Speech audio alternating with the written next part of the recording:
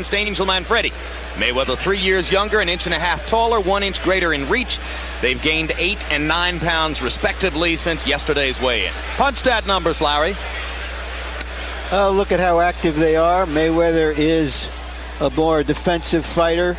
Manfredy will probably have to step up those numbers to slow him down.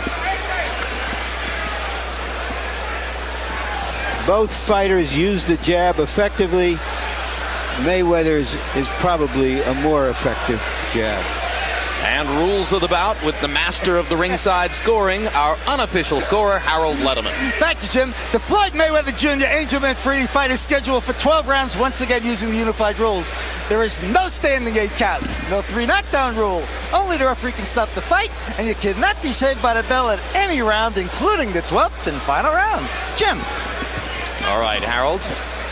And now the walkout for Angel Manfredy, accompanied by the music of a hip-hop recording artist named Kid Rock, who has written special lyrics now to follow his friend. El Diablo, Hell's Angel, Gary, Indiana, Chicago, Illinois.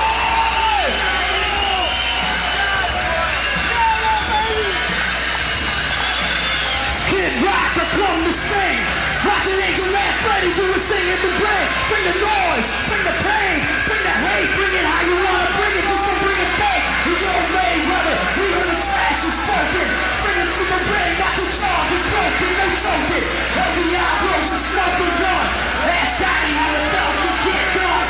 Run with the run, cause it's high tide. We can run from the devil, but you can't hide. Step aside, we ain't even hit the ground. We take the story to bell.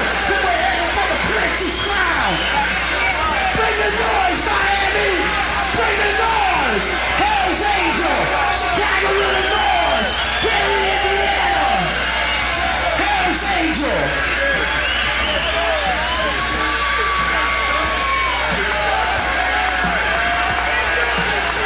What time is it? What time is it? Who's in the house? Who's in the house? Remember that cause. Angel Manfredy. Hell's Angel, baby. Kid Rock representing Detroit. Bring the noise. Angel is indicating that he's giving up being the devil, which is merely disguised for him now becoming a true angel. I thought he'd already done that. Am I wrong, or does this guy have a spiritual transformation for every fight?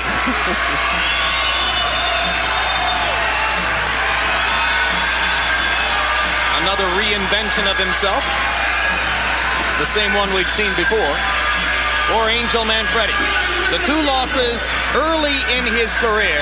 Present win streak, as you see, 23, including the knockout of Arturo Gatti earlier this year, which did the most to give Angel his present reputation in the sport.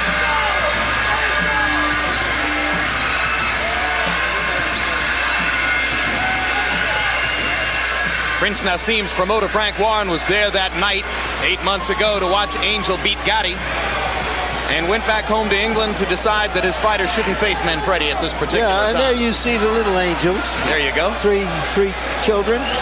For the recently married Angel, who got married on Thanksgiving Day to the mother of his 3 children and longtime other half, Yvette, lovely lady who comes to the fighter meetings with him and is clearly the calmer half of the Manfredy coupling. The 90s is the decade of grand entrances, and Angel is one who has made it grand for himself. Here you see Floyd just kind of walks in, huh? all the decades before the 90s. I'll be coming to the ring now, says Floyd Mayweather.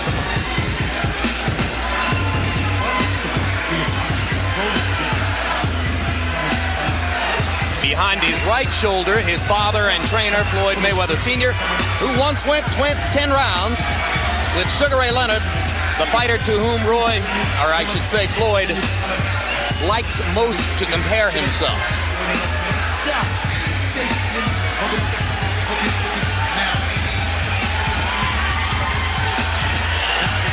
14 fights so far since having turned pro after his bronze medal performance at the 1996 Olympics. 14 KOs. First defense of the title that he won easily from the vastly more experienced Genaro Hernandez. And now let's go up to ring announcer Mark Barrow to get this one started.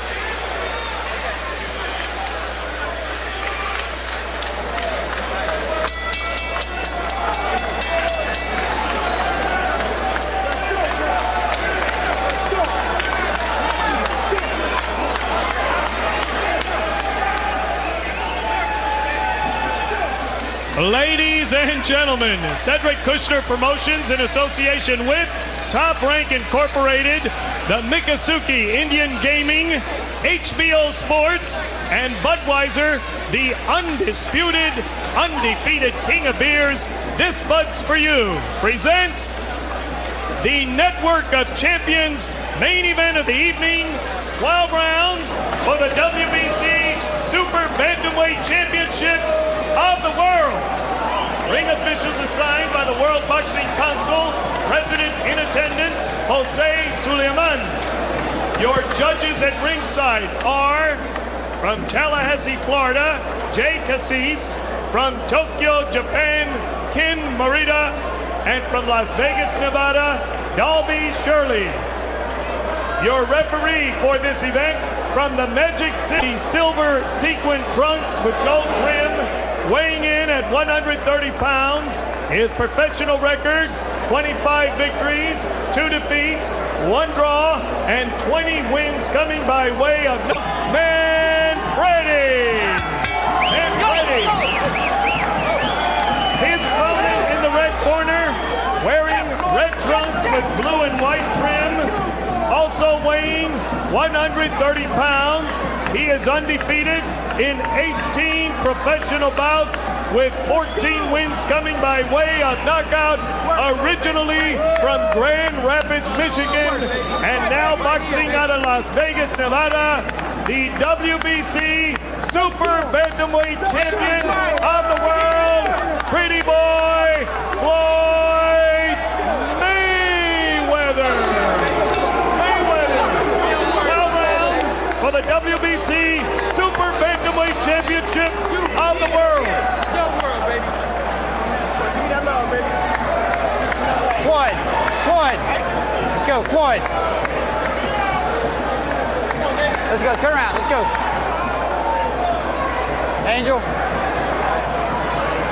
All right, gentlemen, we've gone over everything in dressing room. Let's just watch the low blows. Remember, here's the belt line. Keep them here above, all right? Watch your heads, just keep it fair. Questions? Questions here, questions here. Good luck to both of you. They're risking everything to win everything. But somehow when you risk everything, you wind up okay. Boy, Angel Manfredy is wearing leggings or stockings or something of the sort. Isn't that going to make him sweat more if the bout goes the distance? Yeah, it probably makes his legs sweat a little bit more, but not too much because it's kind of cool here. It's winter time, so it shouldn't hurt him too bad. Yeah, plus there's massive air conditioning in the tent.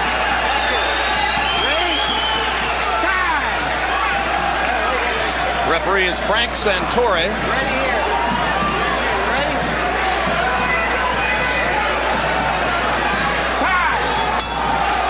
That was the tinkle of the bell for round 1.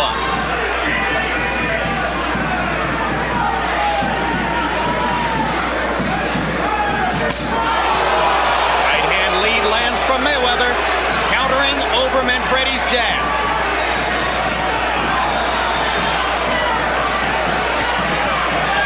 Floyd has very quick hands. Quick hands and quick feet. He punches you and then poof, he's gone.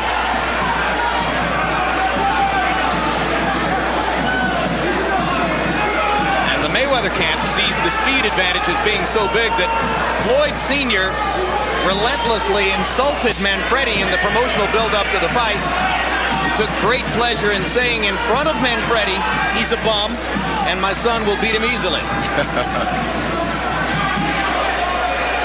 The fighter was considerably more diplomatic in his public pronouncements and never misses the chance to say Angel's a good fighter, and I'm sure he'll fight well.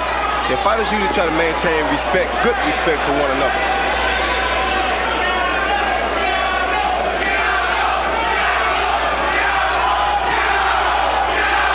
Already you've picked up a key element of the Mayweather plan.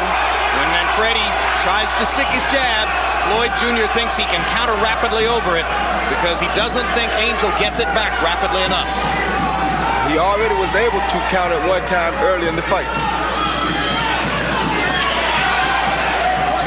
Manfredy, it would appear, can do best if he can pin Floyd Jr. against the ropes and hammer him on the inside. He has to try to pressure Floyd, but he has to be sure that he doesn't run into any of Floyd's big, quick punches. Counter punches what they will be.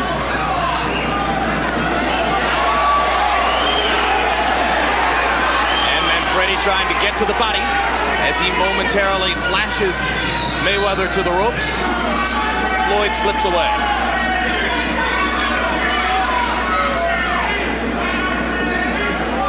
Mayweather starting to flick his jab.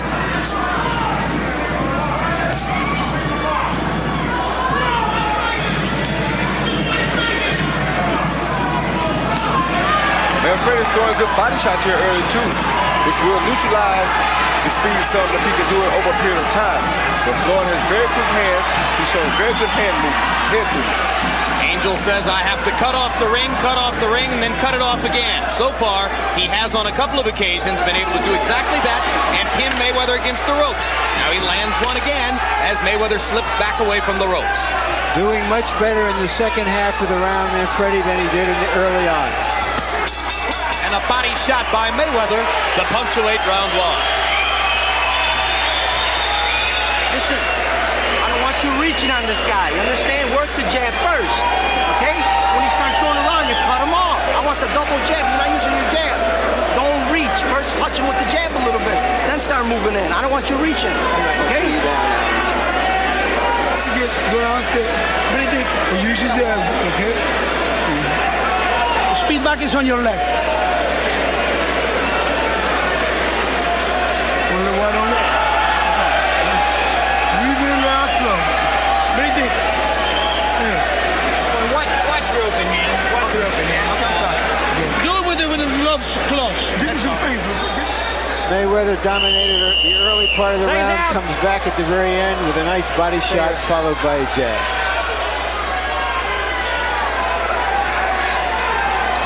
Incidentally, if you ever want a spectacular silver pair of boxing trunks like those worn by Angel Manfredy, you can get them from a woman in New York of Puerto Rican extraction named Margarita Santiago.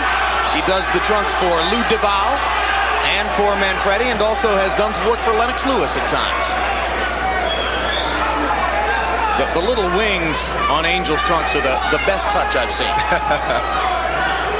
But they're not going to give him speed. Good right hand by Mayweather. And he follows it up by following straight up the middle with another right hand lead. Left hook lands for Mayweather, and he's gone right up the middle through Manfredy's guard. Manfredy trying to find him so that he can cut off the ring and try to hammer him to the body as he was able to do in the latter stages of round one. Yeah, and Mayweather turned southpaw momentarily. Didn't fool Manfredy at all. He came in with a straight right hand. This is the pace that Manfredy needs to make Mayweather fight. He has to make the young, quicker fighter throw a lot of punches in order to neutralize some of his speed. He just has to make sure that he does not run into the big counter punches. So the Manfredy plan should be pressure, pressure, pressure. Yes, now Manfredy turned southpaw for a moment. And turns back. Good right hand by Manfredy. Straight up the middle by Manfredy. If you're slower than your opponent, the thing to do is to pressure him to try to make his arms tired so that you can wear him down to where he can be not as where he won't be as fast as he was in the early part of the fight.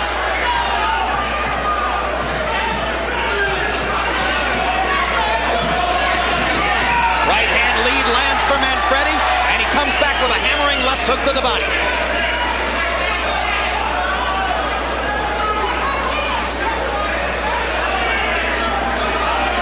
Mayweather Mayweather was so successful early countering over Manfredy's jab that Manfredy for the moment has dispensed with it and is leading with the right hand instead. Yes, his corner told him to throw the double jab some, but he's doing the right thing.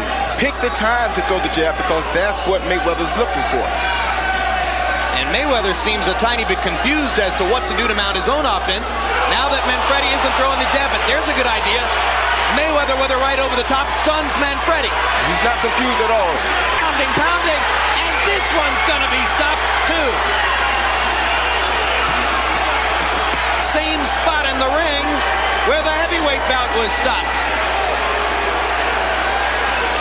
He's taken a knee, pulled himself together, maybe too proud to do that. That's usually what happens with a champion.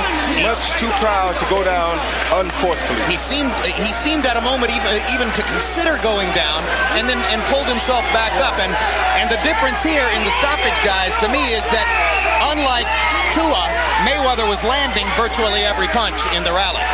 Yeah, he's landing a lot more punches. He was hurting Manfredy. Manfredy was not throwing punches back, and he wasn't doing a great job of getting out of the way of punches either. Yep, all of which conspires to say it was a more defensible stoppage than the one which preceded it in the heavyweight fight, although again, Angel Manfredy is going to say that was too quick.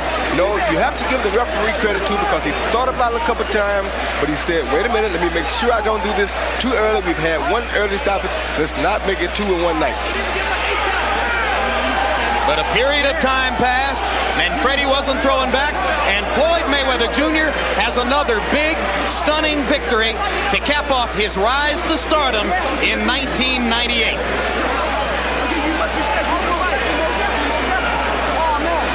And with yet another nod to Roy Jones and Shane Mosley and what they both accomplished this year, there, in the eyes of many, is your fighter of the year for 98, Floyd Mayweather Jr. That's real bullshit. That's bullshit. I think he's had a terrific year. But Shane Mosley, to me, who defended his title 5 times and won 5 stoppages and knockouts, was the fighter of the year. There you saw that quick right hand, what makes this fighter so dangerous that you don't know when it's coming. And here's the rally that prompted the referee, Frank Santori, to stop it. Land, miss, land, miss, land, miss. Notice Manfredy did not throw a noticeable punch during that whole time. Yeah, from this point forward, I don't think he throws another shot. Should have gone down. Would have given himself a chance to continue. Too proud to go down. Yes, he should have taken a knee. But there you go again. When a guy's a champion, they hate to go to the canvas. No champion wants to go to the canvas. Yeah, and while we were critical of the referee in the heavyweight bout, it's like NFL officiating. It's easy to criticize them. It's not an easy job to go do. No, it's not. That's why I don't have much to say about it. Let's go to Mark Barrow for the official particulars on this one. Ladies and gentlemen, the time, 2 minutes, 47 seconds of the second round. Referee Frankie Santori stops this bout. The winner by technical knockout and WBC Super Bantamweight Champion of the world, Pretty Boy Floyd Mayweather.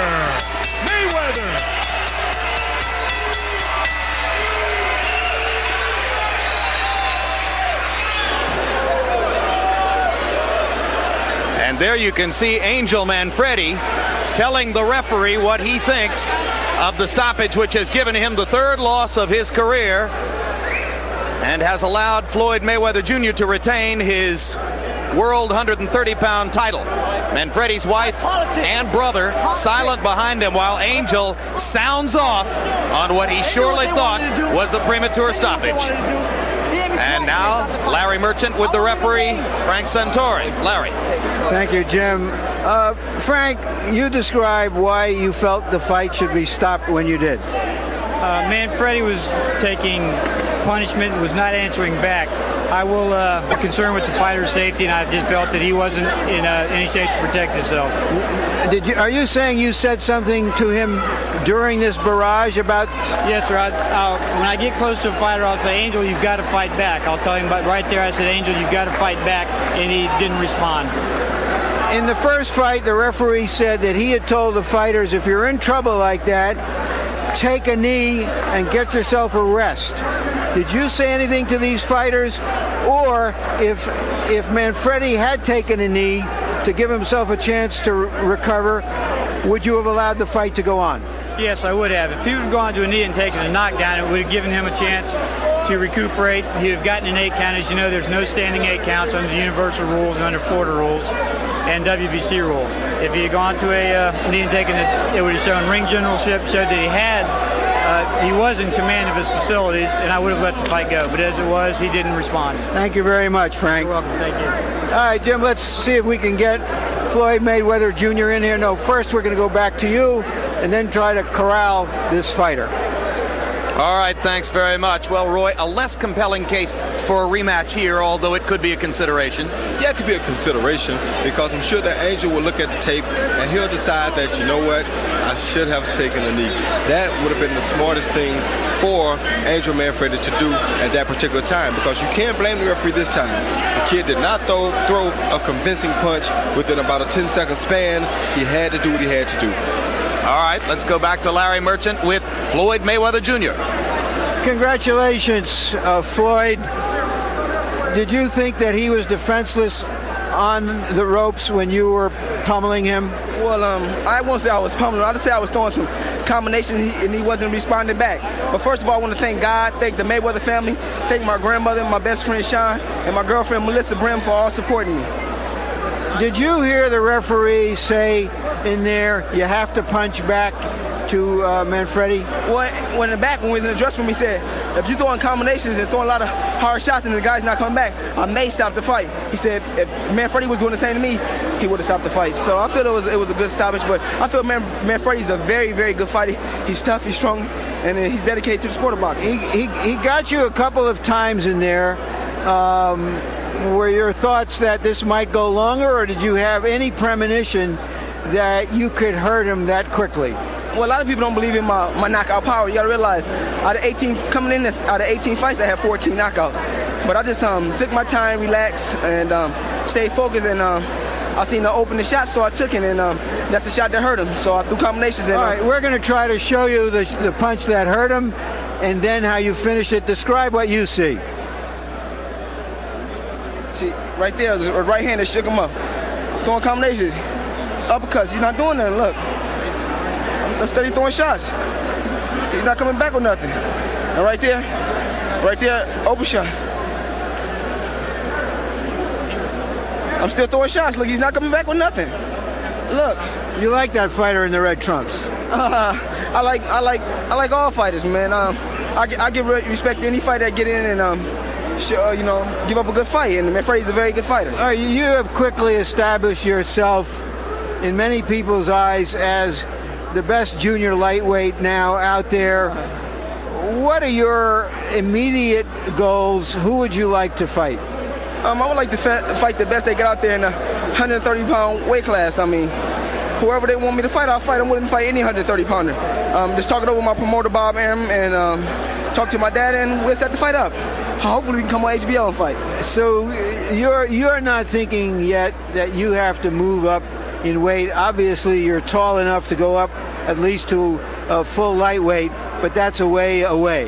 Well, right now, I come in camp weighing 135, so I want to move up right away because once I get to training, I'm down on weight. The first week I was in camp, I was... Angel Manfredy, if we can find him in a moment, amid all this chaos, normal for boxing, and here he is. Angel, you got caught a good right hand. He wobbled you. You went to the ropes. He threw a lot of punches. Not all of them landed, but according to the referee, he told you have to start firing back, and you didn't. Give me your version.